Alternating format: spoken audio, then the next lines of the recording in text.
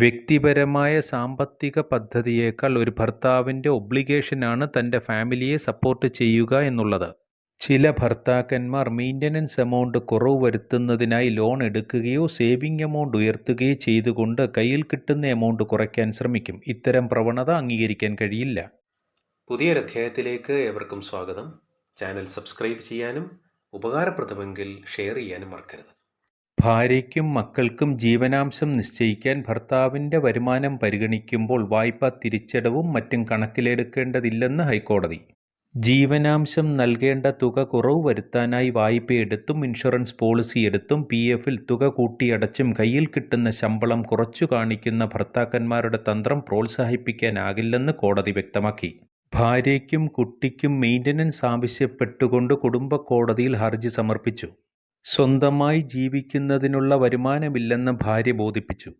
ഭർത്താവ് എഞ്ചിനീയറിംഗ് കോളേജിലെ ഇൻസ്ട്രക്ടറാണെന്നും 50,000 രൂപ വരുമാനമുണ്ടെന്നും അതുകൊണ്ട് 15,000 രൂപ ഭാര്യയ്ക്കും 5,000 രൂപ കുട്ടിക്കും അനുവദിക്കണമെന്നായിരുന്നു ഹർജി. എന്നാൽ ഭർത്താവ് ഇതിനെ എതിർക്കുകയും തനിക്ക് 19,574 രൂപ മാത്രമാണ് വരുമാനമെന്നും അതിൽ 5,000 രൂപ താമസ സൗകര്യം ഉൾപ്പെടെ ലിവിംഗ് എക്സ്പെൻസിന് ആവശ്യമാണെന്നും വാദിച്ചു.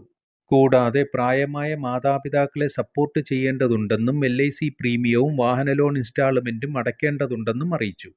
അതുകൊണ്ട് തനിക്ക് ഇത്തരത്തിലൊരു മെയിൻ്റനൻസ് എമൗണ്ട് നൽകാൻ കഴിയില്ല. വിഷയത്തിൽ ഭർത്താവിൻ്റെ ഗ്രോസ് സാലറി 21,554 രൂപയും നെറ്റ് സാലറി 19,574 രൂപയുമാണെന്ന് കോടതിക്ക് ബോധ്യപ്പെടുകയുണ്ടായി.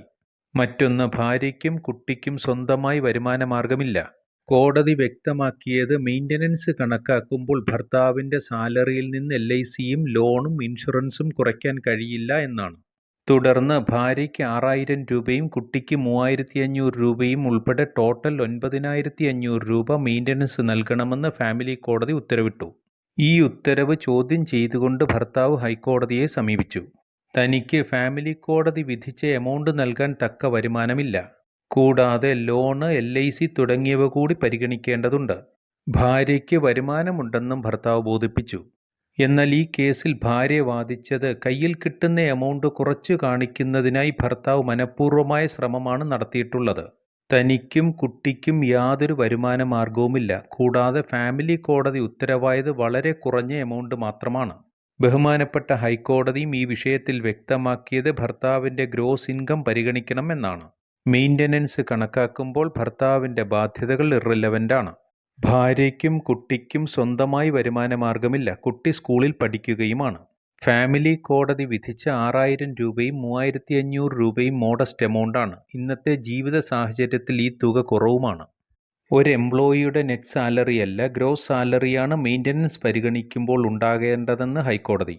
LIC, ഇൻഷുറൻസ്, ലോൺ ഇവയെല്ലാം അടയ്ക്കുന്ന വ്യക്തിയുടെ പേഴ്സണൽ സേവിങ്സ് ആണ്. അവയൊന്നും മെയിൻ്റനൻസ് ആവശ്യത്തിൽ സാലറി കണക്കാക്കുമ്പോൾ ഉൾപ്പെടുത്താനാവില്ല. ചില ഭർത്താക്കന്മാർ മെയിൻ്റനൻസ് എമൗണ്ട് കുറവ് വരുത്തുന്നതിനായി ലോൺ എടുക്കുകയോ സേവിംഗ് എമൗണ്ട് ഉയർത്തുകയോ ചെയ്തുകൊണ്ട് കയ്യിൽ കിട്ടുന്ന എമൗണ്ട് കുറയ്ക്കാൻ ശ്രമിക്കും. ഇത്തരം പ്രവണത അംഗീകരിക്കാൻ കഴിയില്ല. അതായത് ഭർത്താവിൻ്റെ പേഴ്സണൽ സേവിങ്സോ ലോൺ റീപേയ്മെൻറ്റോ ഭാര്യയ്ക്കും കുട്ടിക്കും ചിലവ് നൽകുന്ന വിഷയത്തിൽ കണക്കാക്കാൻ കഴിയുന്നതല്ല. തൻ്റെ ഡിപ്പെൻഡൻസിനെ മെയിൻറ്റെയിൻ ചെയ്യുക എന്നുള്ളത് നിയമപരമായ ഉത്തരവാദിത്തമാണ്. വൈവാഹിക പ്രശ്നങ്ങൾ നിലനിൽക്കെ തൻ്റെ ശമ്പളത്തിൽ കയ്യിൽ കിട്ടുന്ന തുക കുറവ് വരുത്തുന്നതിനായി ചില ഭർത്താക്കന്മാർ പല ടാക്ടിക്സും പ്രയോഗിക്കാറുണ്ട്. അത് അംഗീകരിക്കാൻ കഴിയില്ല. ഭാര്യയും കുട്ടികളും മാന്യമായി ജീവിക്കുന്നുണ്ടെന്ന് ഉറപ്പുവരുത്തുന്നതിനാണ് CRPC സെക്ഷൻ 125. അതിൽ സാമൂഹ്യ നീതിയും വെൽഫെയർ പ്രിൻസിപ്പിൾസും അടങ്ങിയതാണ്. വ്യക്തിപരമായ സാമ്പത്തിക പദ്ധതിയേക്കാൾ ഒരു ഭർത്താവിൻ്റെ ഒബ്ലിഗേഷനാണ് തൻ്റെ ഫാമിലിയെ സപ്പോർട്ട് ചെയ്യുക എന്നുള്ളത്. അത് ലീഗലും മോറലുമായ ഡ്യൂട്ടിയാണ്. സേവിങ് സെക്കൻഡറി ടു വെൽഫെയർ എന്ന് കോടതി വ്യക്തമാക്കി. ഭർത്താവ് സമർപ്പിച്ച റിവിഷൻ പെറ്റീഷൻ ഹൈക്കോടതി തള്ളുകയാണുണ്ടായത്. 30 ദിവസത്തിനകം അരിയേഴ്സ് എമൗണ്ട് ഉള്ളത് കൊടുത്തു വീഴണമെന്നും ഉത്തരവായി. കേരള ഹൈക്കോടതിയിൽ ജസ്റ്റിസ് A. ബദറുദ്ദീൻ്റേതാണ് ഈ നിർണായക വിധി. നിയമപരമായി ഇത്തരം വിഷയങ്ങൾ അറിയുന്നതിന് ചാനലിലെ മറ്റ് വീഡിയോകൾ കാണുക. മറ്റൊരധ്യായവുമായി വീണ്ടും കാണാം. Thanks for watching.